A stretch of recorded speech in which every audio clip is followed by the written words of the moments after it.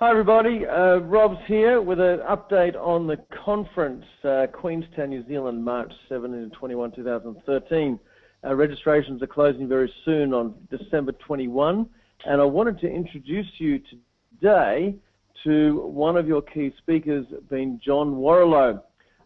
John, I first got to know only about 2 or 3 months ago when I read his book, Built to Sell. It was referred to me, and I thought this book is absolute gold. It's written from someone who's built and sold 4 businesses, and also now advises, 1,500 of them, in fact, on how to structure their clients' businesses for sale. So we're in for a treat over this next half hour or so. John, are you there?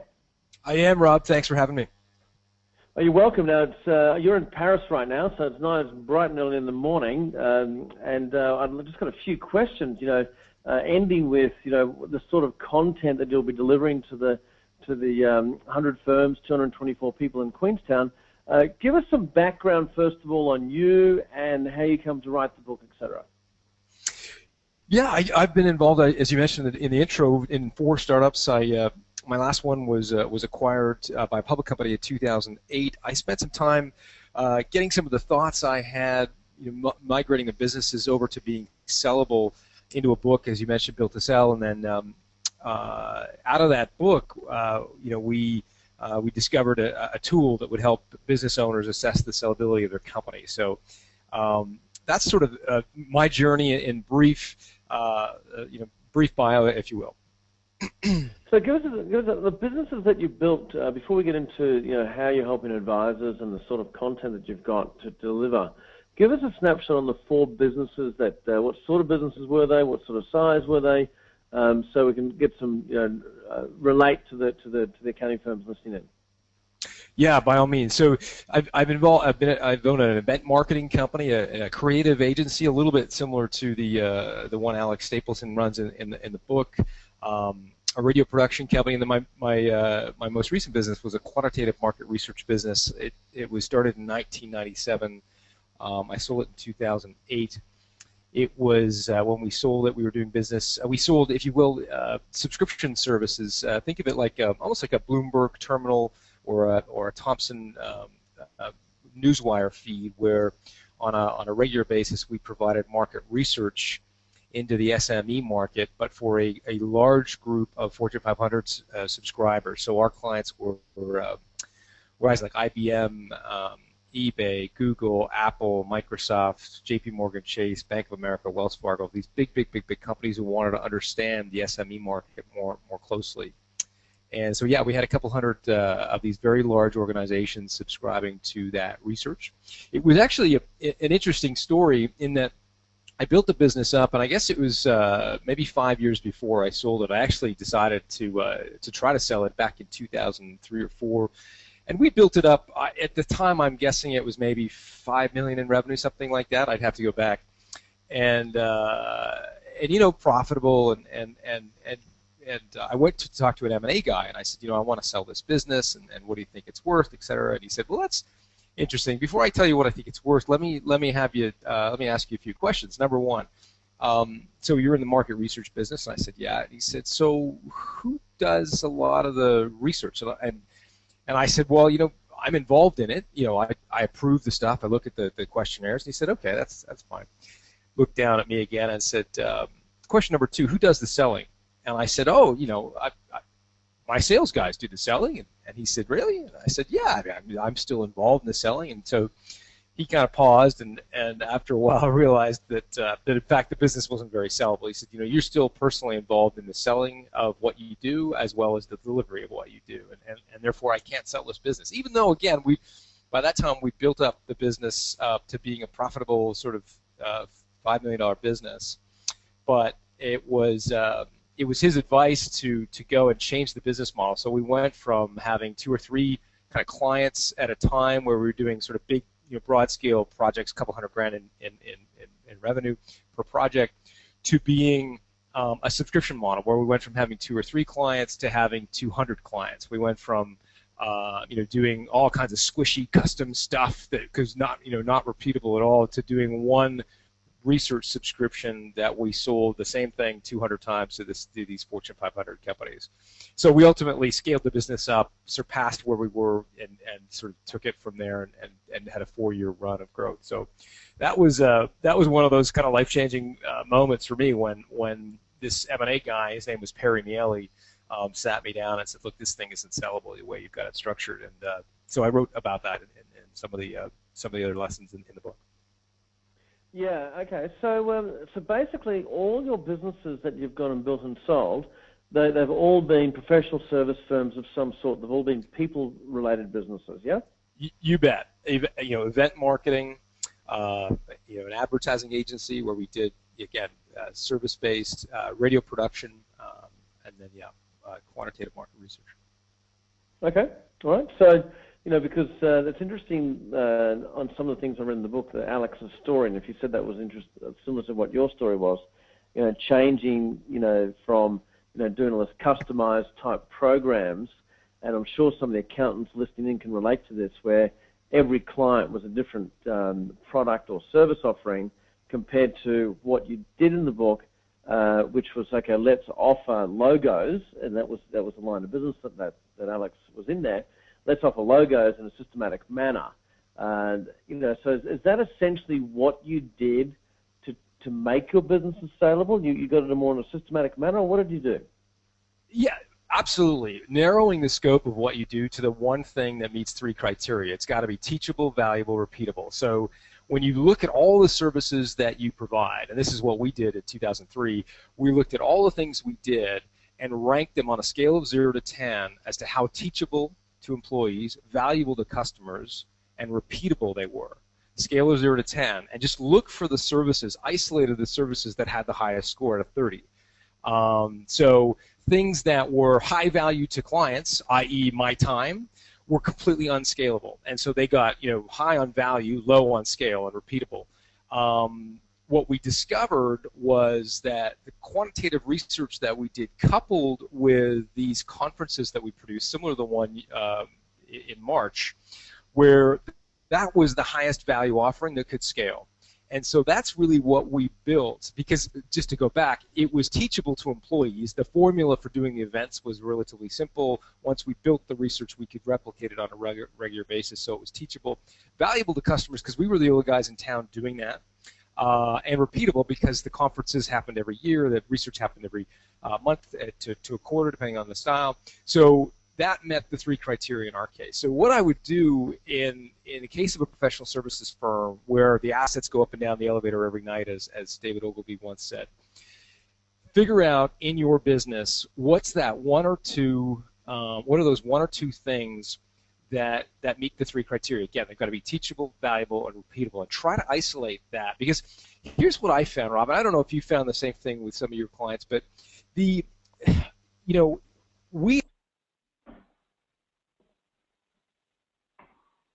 good at what our team is really good at. Client says, hey, I know you just do our tax return every year, but would you be able to do this for us? And I know you do our business coaching, but would you also be able to do strategy consulting for us? And I know you do strategy consulting, and would you also be able to, have a cleaning company come in and wipe the floors every night? I mean, once we start delivering for clients really good work, the client's going to keep asking us to do more and more and more and more and more, and getting further and further out of what our team is really good at and our comfort zone, because we do great work and they just want to offload more stuff to us. The problem with that model is the deeper and wider you go with your client into a space that you don't know anything about, you may be well qualified to do that as the proprietor of the business or one of the partners, but your employees aren't. And so the more the work comes back to you on your desk saying, I don't know how to do what you've just committed us to do. So again, I think narrowing what you do, and one of the mantras to making a business more sellable, both I think in an accountancy as well as the customers that your clients in fact serve, is in fact narrowing the things that you do and selling more of those to more people. So instead of thinking about what other things can we sell to a few clients, how can we isolate what we're really good at and sell it to more people? It's sort of changing the model on its head. Yeah, more for a volume model than a customized model.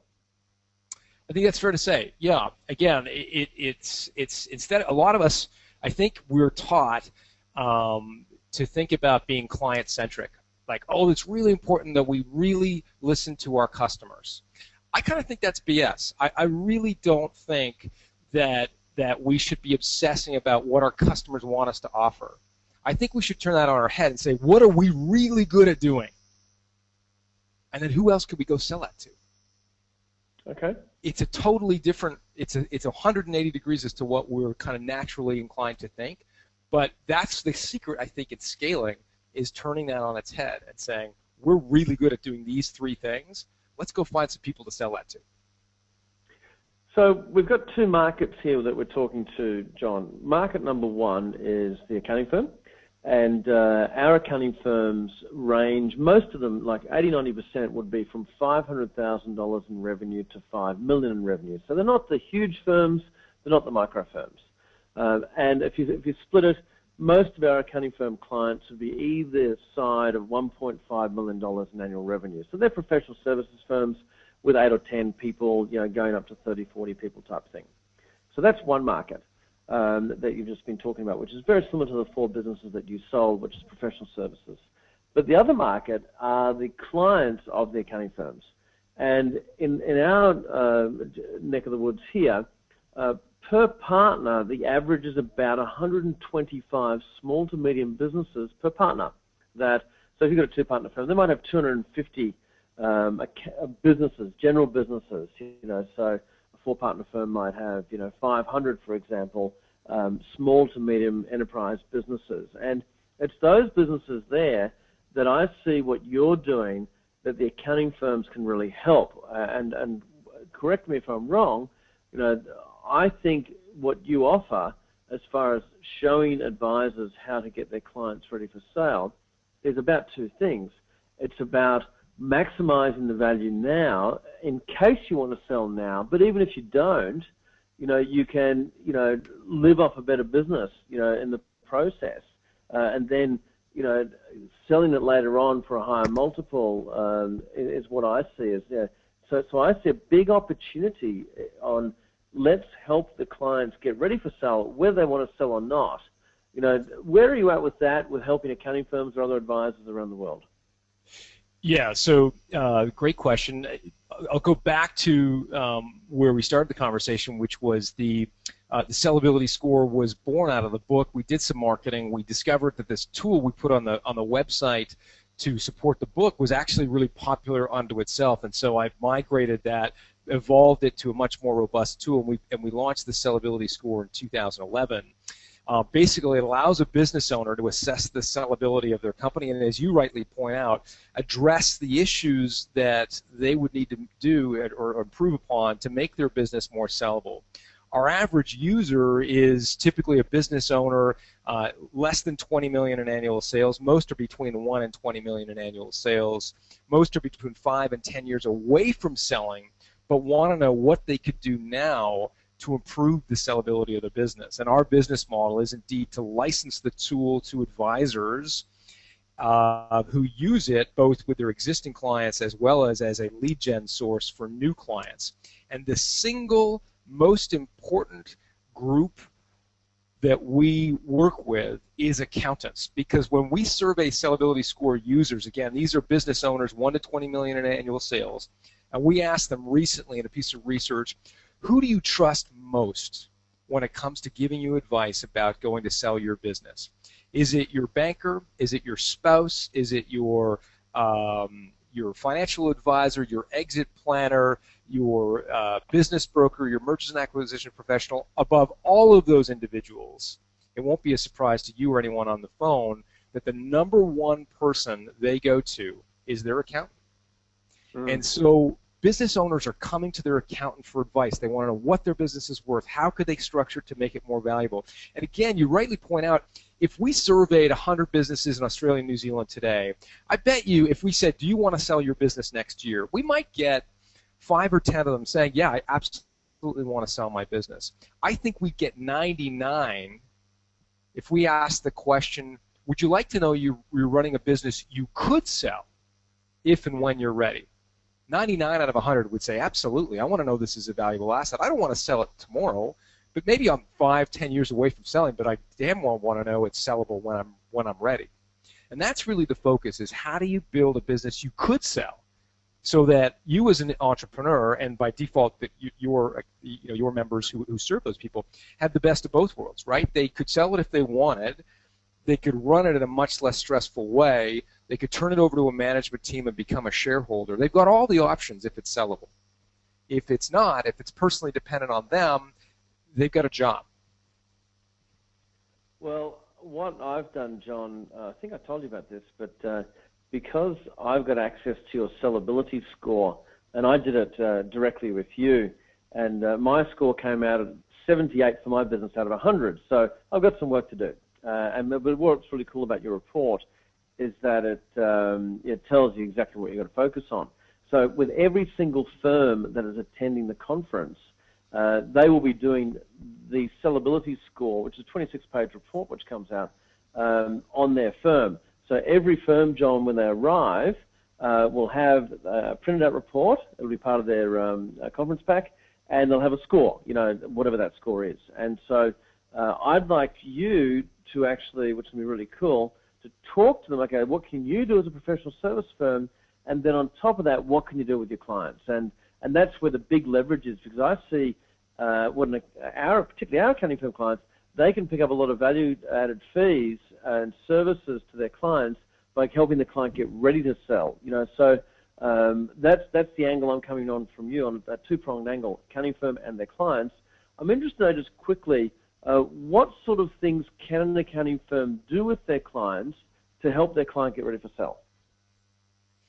Yeah, great question. So one of the things to keep in mind as well is that when a business owner makes that intellectual flip of the switch in their mind to say, I'm going to actually prepare this business to sell over the next 3, 5, 10 years, they all of a sudden open a new wallet in their pocket. It's a different wallet than they pay for their annual accounting fees from.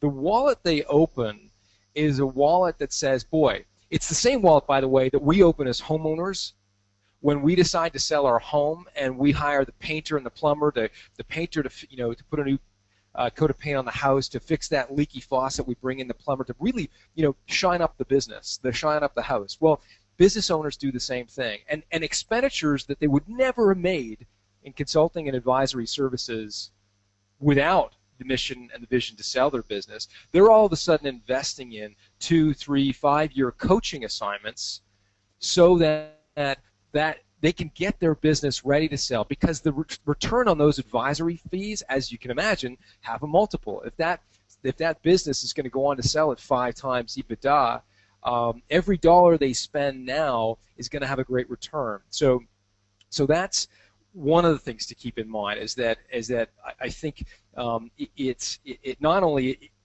is your member base the most trusted advisor of business owners, but they're also in the very best position to access some of these some of this extra advisory services revenue, this new service line of preparing a business to sell.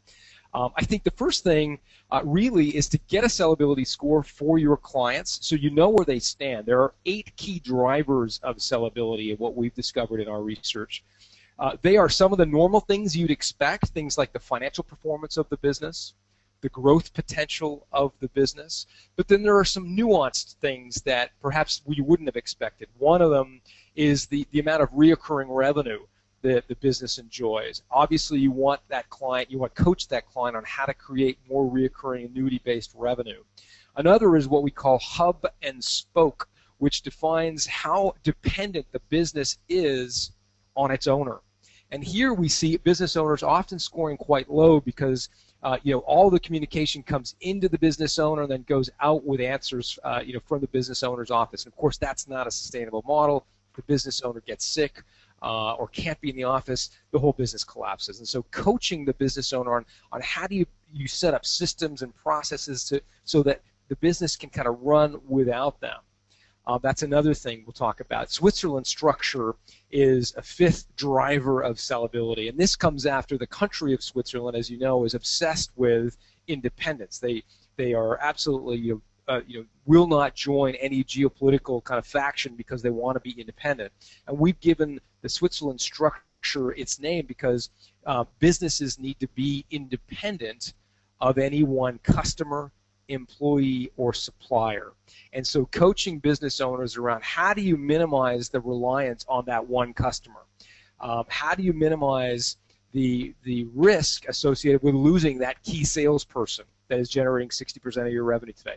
How do you minimize the fact that all of your supply is coming from two major suppliers? What if one of them goes bankrupt? How do we diversify your supplier source? So there's lots of coaching to do around improving the sellability of the business, again, against these 8 drivers. But the first step is to figure out how the business performs on the 8 key drivers so that you can isolate your advice on which driver they perform most poorly on. Awesome. And certainly, team, John's system, which is part of the whole process, is quite inexpensive, I think, at $99 per month, and we get nothing out of that, to do the sellability score with your clients.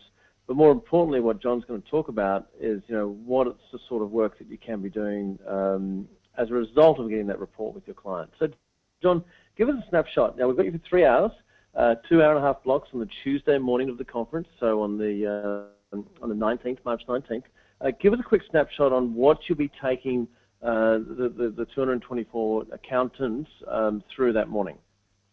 Great. So I'm going to take it in 2 directions. First, I'm going to give you some tips from my perspective, having started and ultimately grown and sold 4 professional services firms, what I would do in your shoes to make your accountancy as valuable and sellable as it possibly can be. So whether you want to sell your firm externally or internally to another partner, you've got lots of choices and you can increase the value of your company. So hopefully that will resonate with you from a personal standpoint of how to improve the value of your business. Then I'm going to talk about how, as an accounting firm, you can really coach your clients to improve the sellability of their business, and then by default generate some extra revenue, a new service line, really coaching them around building their businesses to be more valuable. I know many of you offer those services today, so I'm preaching to the choir on many levels, but hopefully this will give you some new tools and strategies to build up the value of your clients' firms. I'll start by sharing the market research that we did that drives the scoring algorithm. This is far beyond my opinion of what makes a business sellable. This is based in quantitative market research. We did a major quantitative market research globally to understand what the key drivers of sellability are, and then we validated the algorithm by actually surveying hundreds of M&A professionals, the people who buy and sell companies for a living, about what drives sellability in their minds as the people who sell those businesses.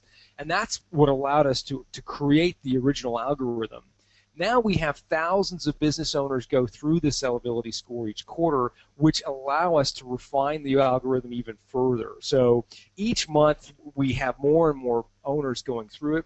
The tool gets more and more accurate. So I'll share some of the real secret sauce, if you will, the black box that drives the algorithm behind the tool, so that you know what drivers are most heavily weighted in the sellability of a business. And so you can really both isolate that for your clients and be mindful and thoughtful as you present the results of the sellability score to your clients.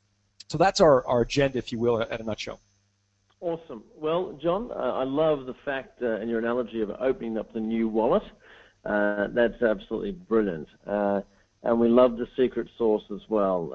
As to the more depth and detail on this, as I said before, look, I look at your work and I'm thinking of the accounting firms. They can do so much with their clients as a result of this research that you've got on making businesses sellable. Absolute gold. So congratulations on that. How's the book selling, by the way? Oh, it's great. It's actually, Australia is our fastest growing market, if you will. It's been a front row. We launched it in 2011 in the United States, and it did well there. But it's just really sort of getting its feet in Australia. So we're really excited about that. Awesome. Well, we're working with about 300 accounting firms right now. About 100 will be attending the conference, and I'm sure and even there's been a couple have already contacted you independently as they found out that you're the speaker as well, which is pretty cool. in advance of conference, and more than likely after listening to this, some will. Go to builttosell.com to check out more of John's work. But John, thank you so much. For those listening in, if you've not got your tickets, we have at last count about 52 tickets left, depends on when this goes live. This is a recording because of the time differences to Paris, but by the time you get access to this, it's probably we've got about 35, 40 tickets left. If you've not got your tickets, please do so. John's just one of our many speakers at the 4-day conference, and if you're already going, you might want to send someone else as well, because this session, the morning of day 2, is all about business advisory services to your clients with John Warrillow. So John, thank you so much. Looking forward to catching up in March. That'll be awesome. Actually, I'll see you in February as well at the Sydney event, which will be great. I'll look forward to seeing you in Queenstown. All right. All the best, John. Thank you so much. Bye-bye. Cheers. Bye-bye.